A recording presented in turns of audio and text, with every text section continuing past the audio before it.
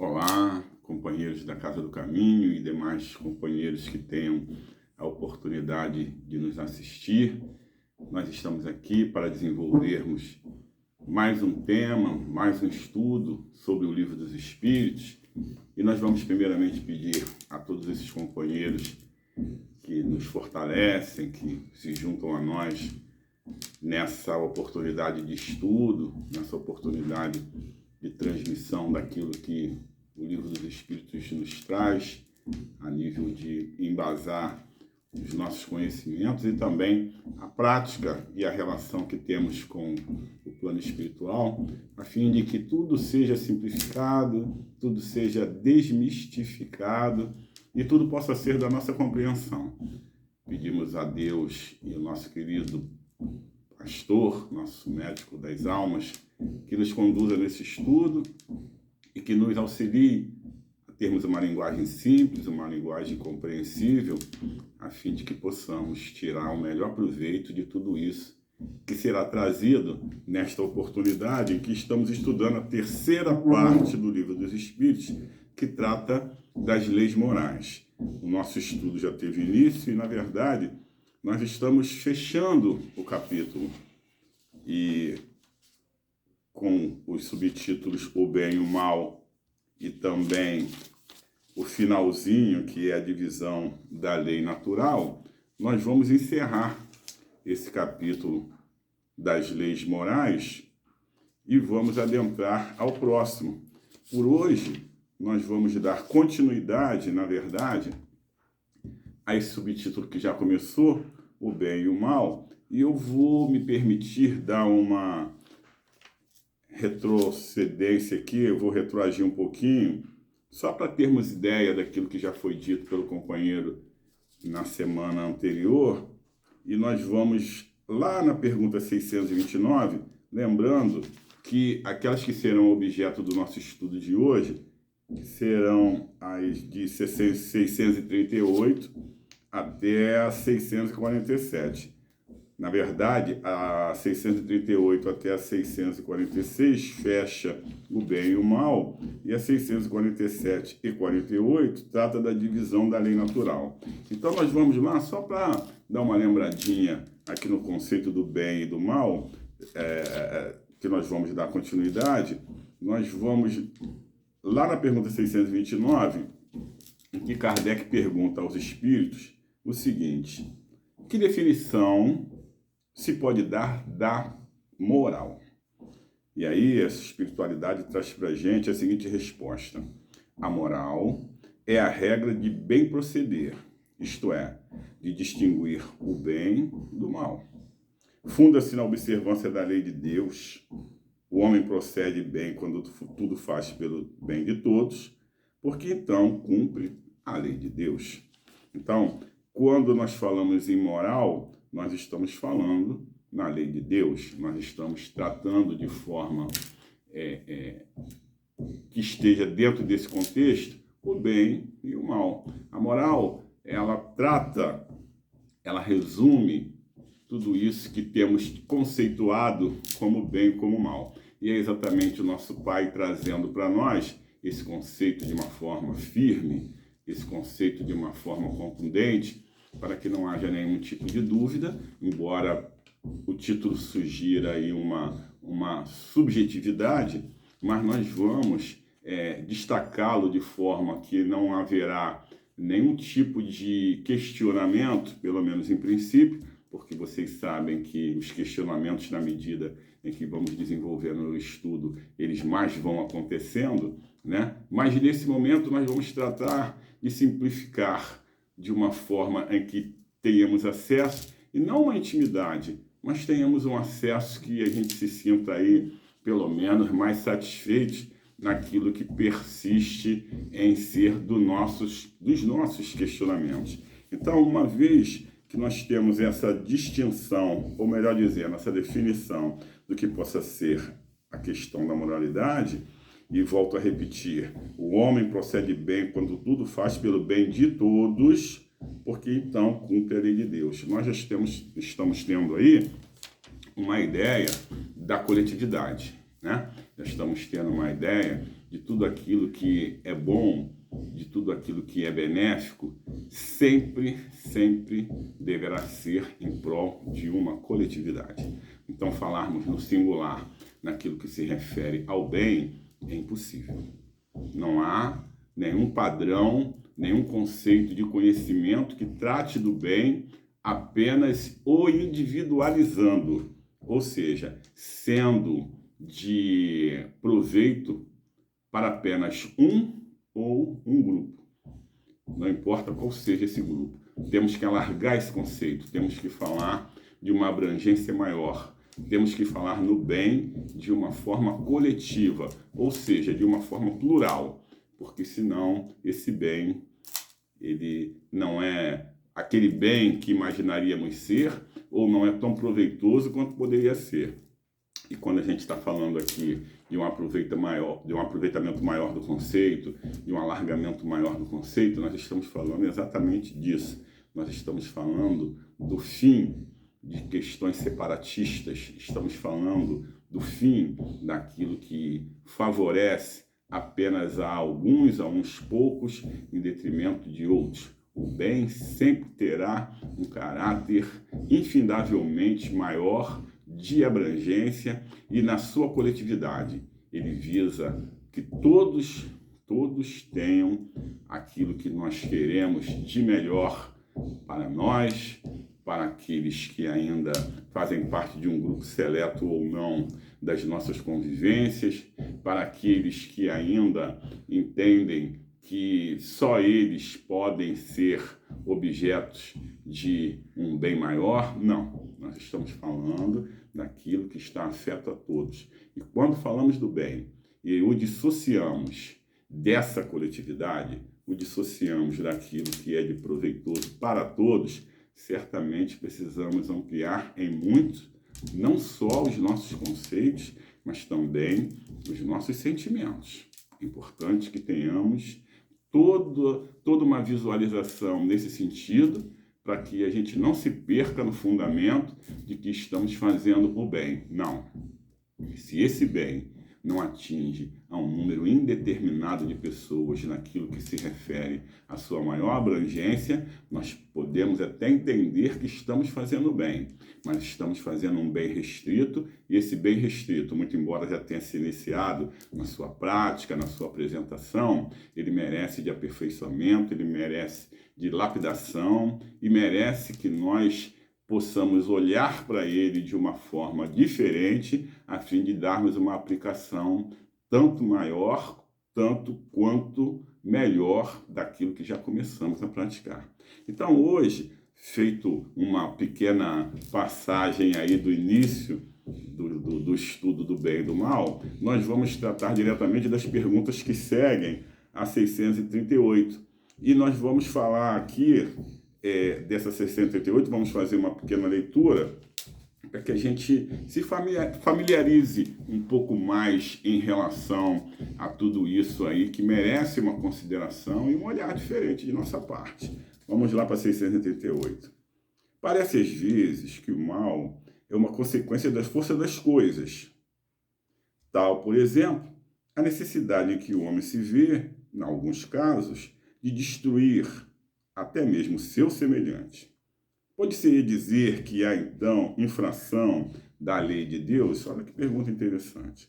E a espiritualidade responde: embora necessário, o mal não deixa de ser o mal.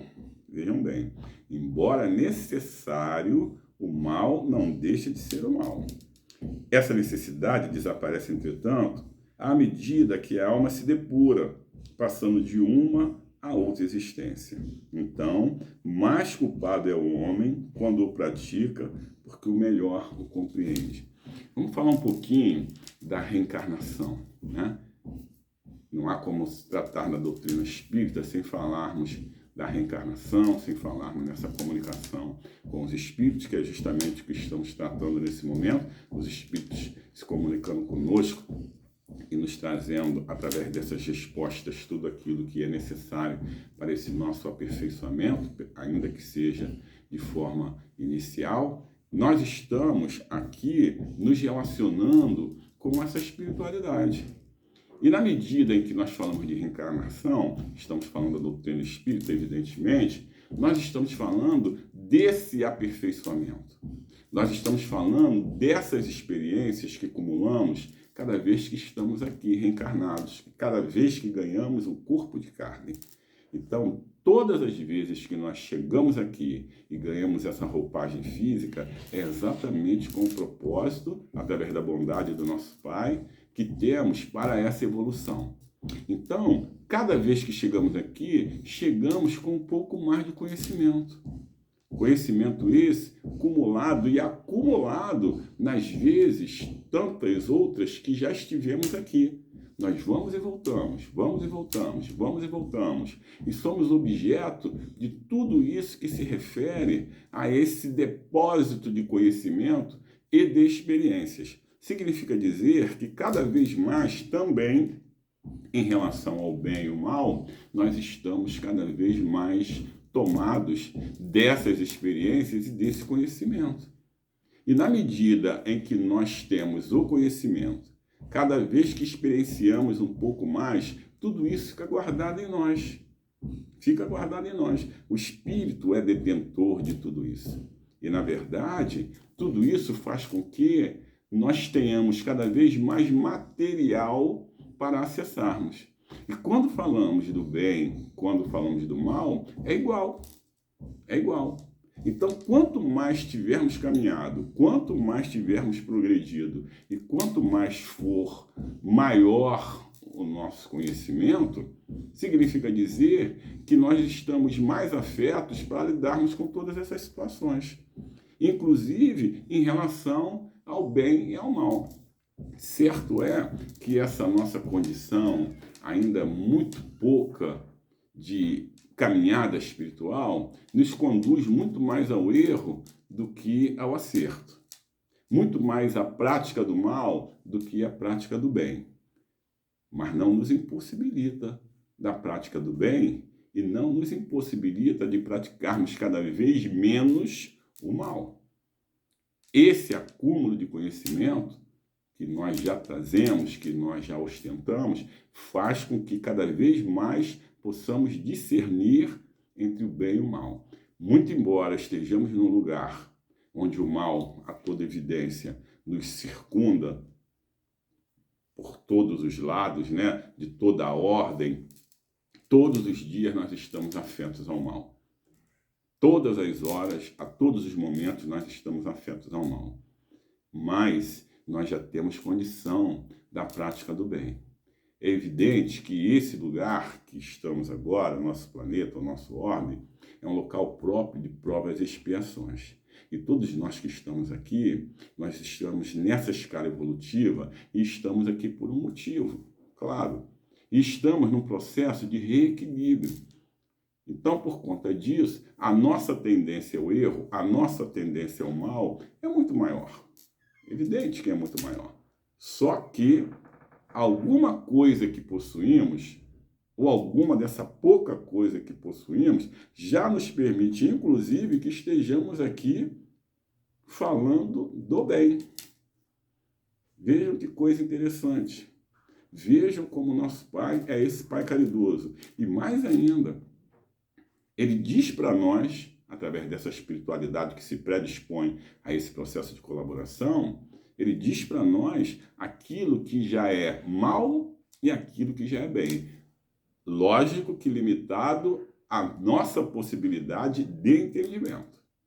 Não adiantaria usar outros termos, não adiantaria usar de expressões, não adiantaria usar de conexões que não nos permitisse a avaliação, nem introduzirmos no nosso ser tudo isso que já é necessário e que pode ser entendido por nós. Não adiantaria. Alguns companheiros do plano espiritual trazem que nos falta até os sentidos necessários para essa absorção e esse entendimento. Então, na verdade, o que temos que fazer é que, nesse momento, temos que lidar com aquilo que nos foi propiciado. E o que nos foi propiciado já é suficiente para esse entendimento amplo? Provavelmente não. Mas é próprio para algum entendimento? Provavelmente sim. E é por isso que nós estamos aqui. É por isso que nós estamos estudando o Livro dos Espíritos e falando dessas práticas. Práticas do bem, práticas do mal. Estamos falando daquilo que já podemos, estamos falando daquilo que não podemos, mas é certo que nós estamos tratando de tudo aquilo que já nos dá um conceito e uma noção para que os nossos comportamentos e a modificação dos nossos sentimentos já se deem. E de forma, inclusive, a ser observada, bem raciocinada por nós, para que não tenhamos ali nenhum tipo, ali na frente, nenhum tipo de abalo consciencial que nos permitiria até a análise de fatos, de circunstâncias que nos colocariam numa condição muito difícil. Vocês querem ver uma coisa? Olha o que diz essa pergunta 641. Será tão repreensível quanto fazer o mal o desejá-lo? Por quê? Por que essa pergunta? Antes de lermos a resposta. Por que dessa pergunta? Porque nós ainda temos desejos, ainda temos vontades. Falei da nossa pouca caminhada evolutiva.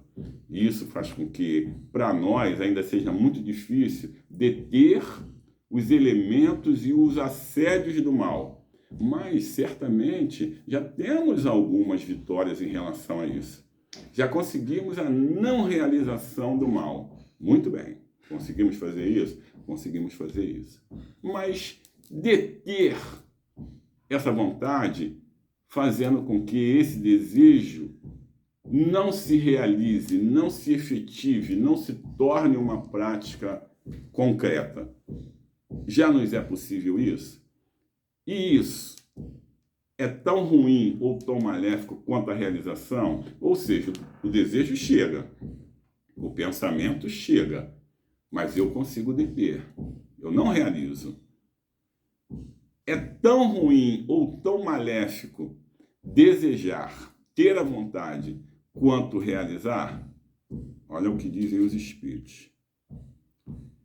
Conforme a virtude em resistir-se voluntariamente ao mal que se deseja praticar, sobretudo quando há possibilidade de satisfazer-se a esse desejo. Se apenas não o pratica por falta de ocasião, é culpado quem o deseja. Por que isso?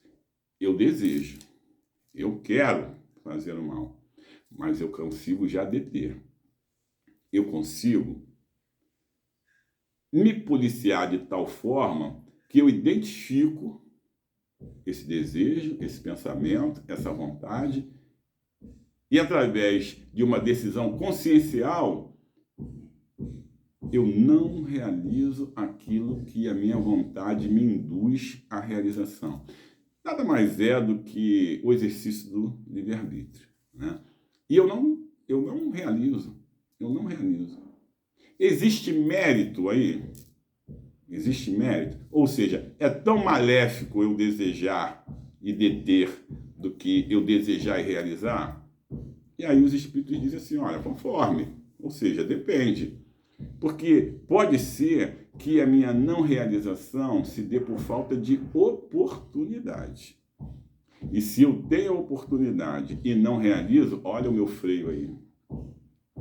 Olha, eu dizendo não para aquilo que eu já sei que não é benéfico à realização. Ou seja, eu identifiquei como um mal, eu tenho isso como aquilo que não deve ser realizado e não realizo. Mas, em princípio, a vontade chegou. Nós estamos num planeta de provas e expiações.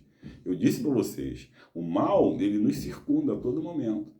E ele ainda faz com que eu não consiga identificar de forma concreta e direta nem aquilo que eu desejo. Nem aquilo que eu desejo. O pensamento me vem. É tão rápido que quando eu vejo, eu quero que o outro não se dê bem. Ou eu quero que somente eu me dê bem. Ou aquele que eu elejo se dê bem. Mesmo em detrimento de tantos outros. Ou seja, eu já identifico isso como mal. Mas olha só, eu identifiquei, detive e não realizei. Mas quando eu não realizei, eu posso ter duas situações. Não realizei porque de fato eu não quis realizar, eu identifiquei e não quis realizar. E a outra situação é que eu não tive oportunidade dessa realização. Vejam como tudo muda. Como tudo muda. E aí é exatamente entre a realização ou não do meu desejo que eu consigo aferir em que momento os meus sentimentos encontram-se e em que momento eu me encontro.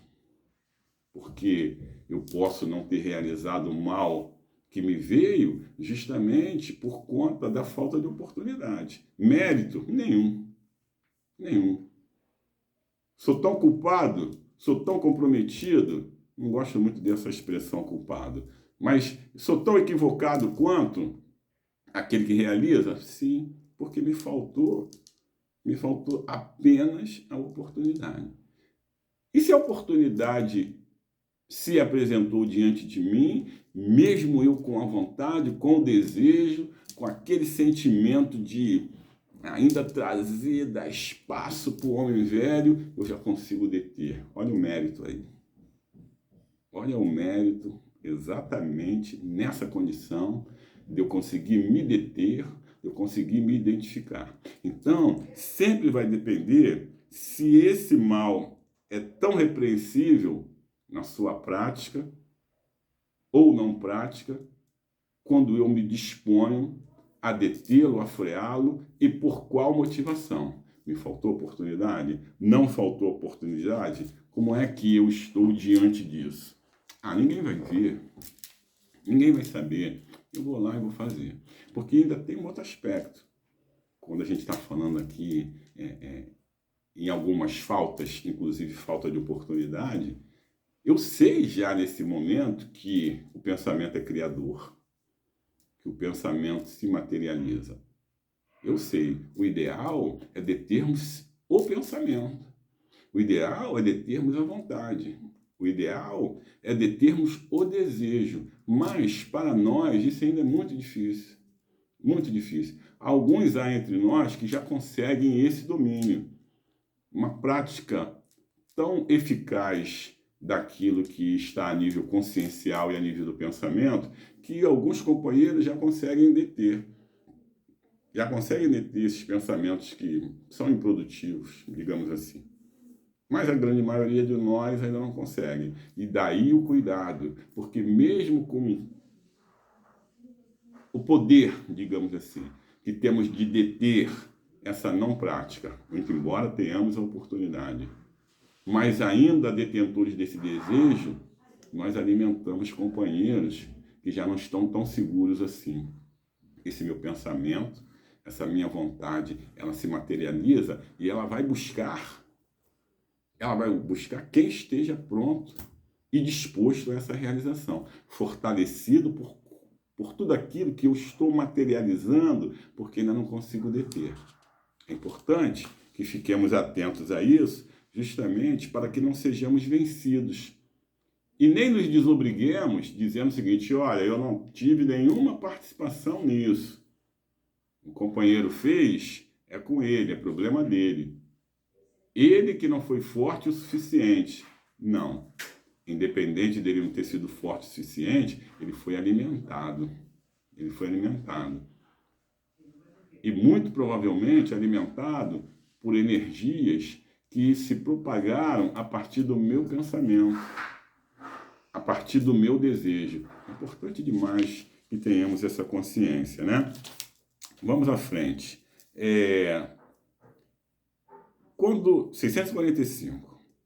Quando o homem se acha, de certo modo, mergulhado na atmosfera do vício, o mal não se lhe torna um arrastamento quase irresistível?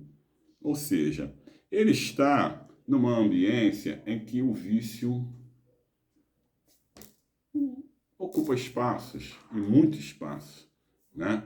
Inclusive que ele se torna um viciado em todos os aspectos. Não vamos falar aqui num vício em relação a isso ou aquilo. O vício, ele toma a gente na medida em que nós não conseguimos sermos soberanos, sermos maiores em relação a ele, e ele basicamente dita as regras do jogo.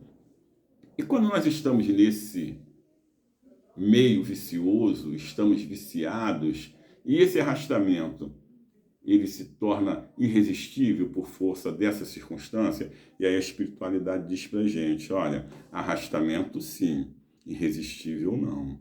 Porquanto, mesmo dentro da atmosfera do vício, com grandes virtudes, às vezes deparas.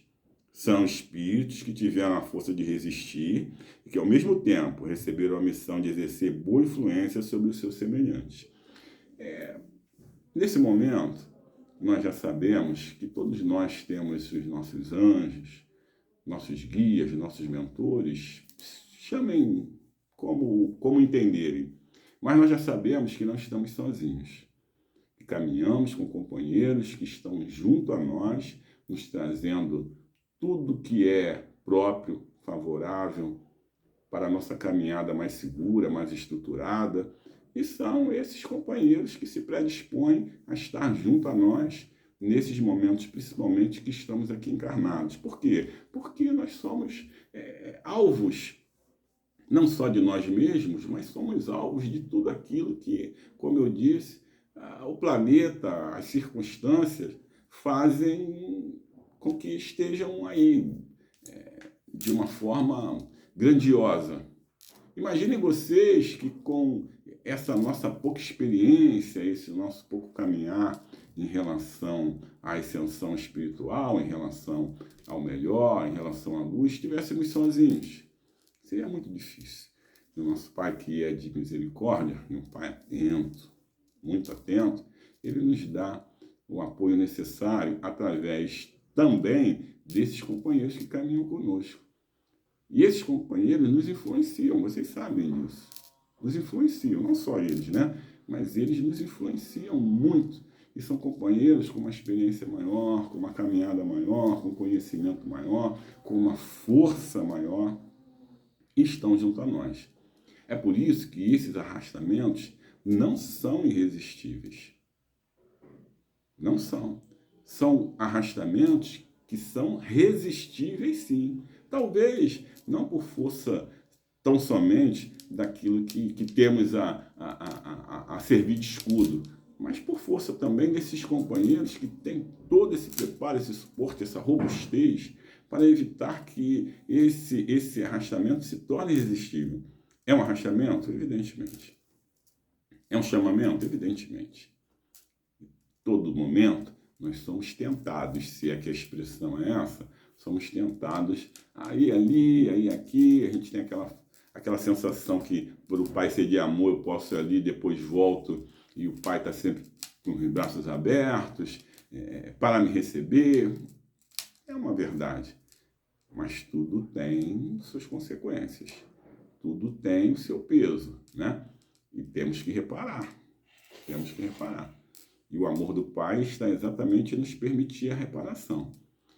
Mas quando falamos desse mal que esse arrastamento pode ocasionar, nós temos que alertar também para cada um de nós, alertarmos para esse homem velho que está aqui dentro de nós, né? Nós temos que alertar para ele que é o seguinte: está se sentindo tentado? Está se sentindo aí chamado aí ali, aí aqui? Tudo bem. Mas isso é resistível, hein? Resistível. Essa conversa comigo mesmo, essa conversa com esse homem velho que está aqui dentro de mim, é uma conversa perfeitamente possível. Perfeitamente possível. E isso não é medir forças, não, tá? Não estamos medindo força, não. Quem pode mais, quem pode menos, não.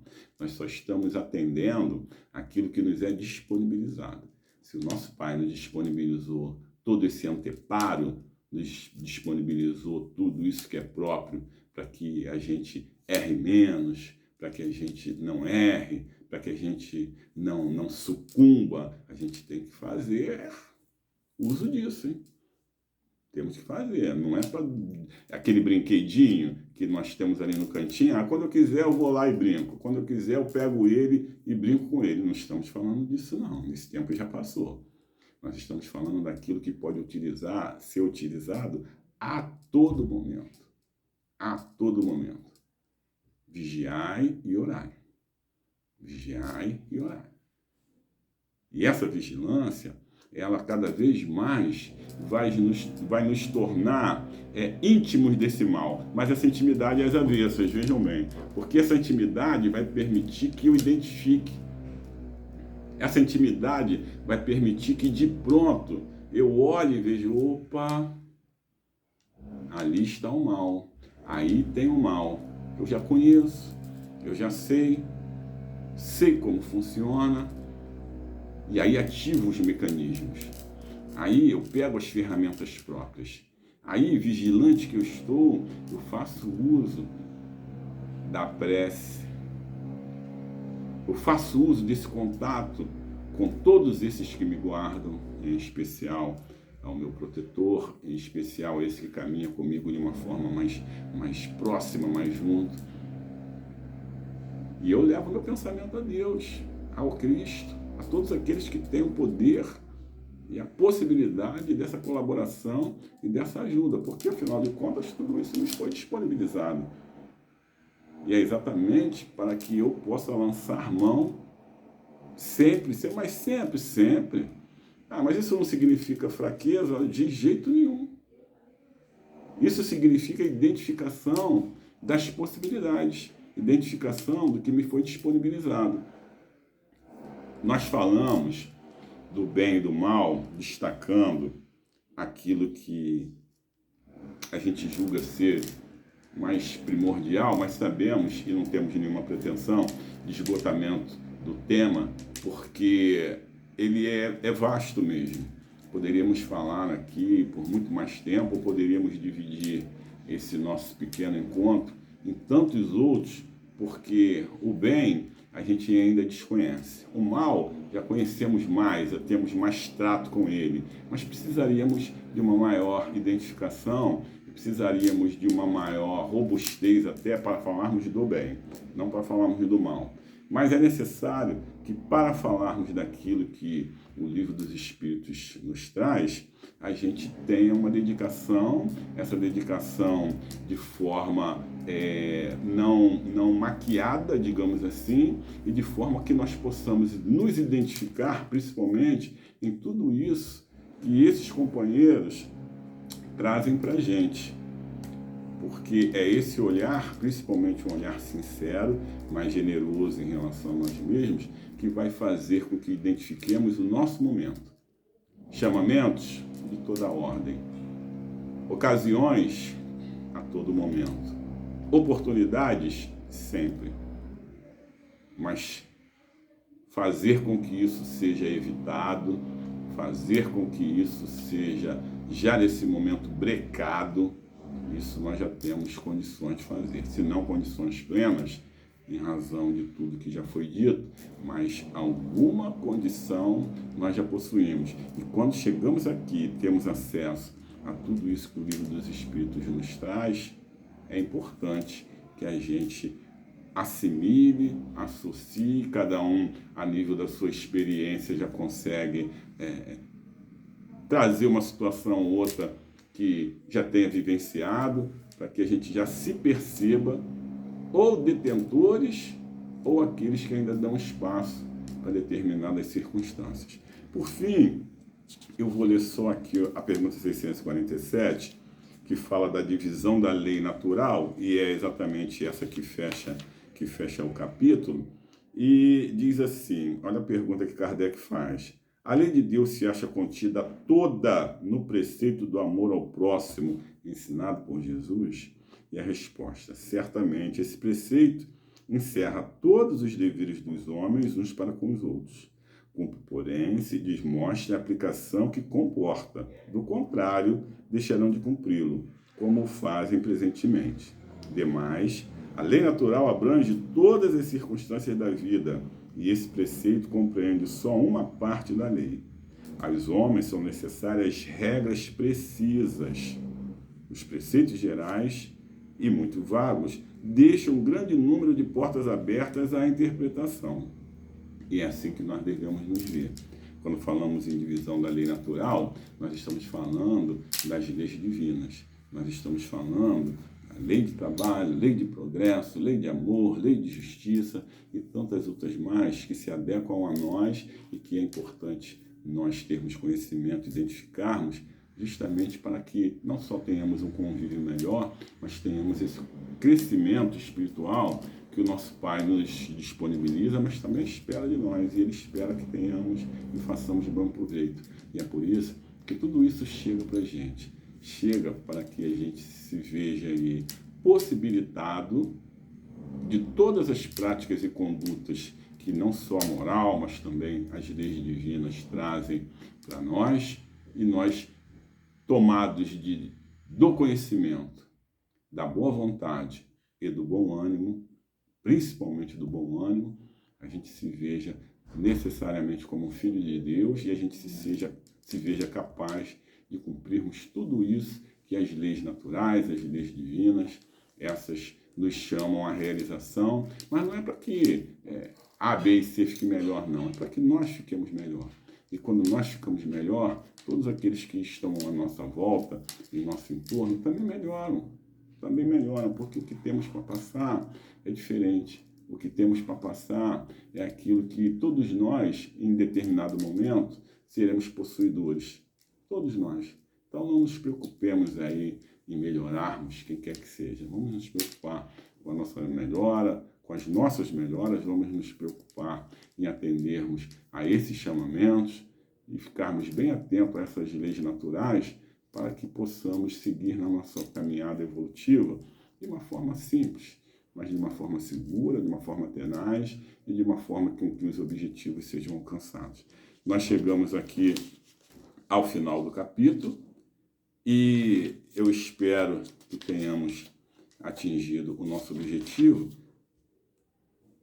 E esse objetivo consiste em sermos cada vez mais praticantes daquilo que o nosso Pai nos disponibiliza, mas que sejamos atentos, que estejamos vigilantes, para que tudo mais aconteça dentro de uma ordem, de um contexto natural e que nós estejamos evoluindo.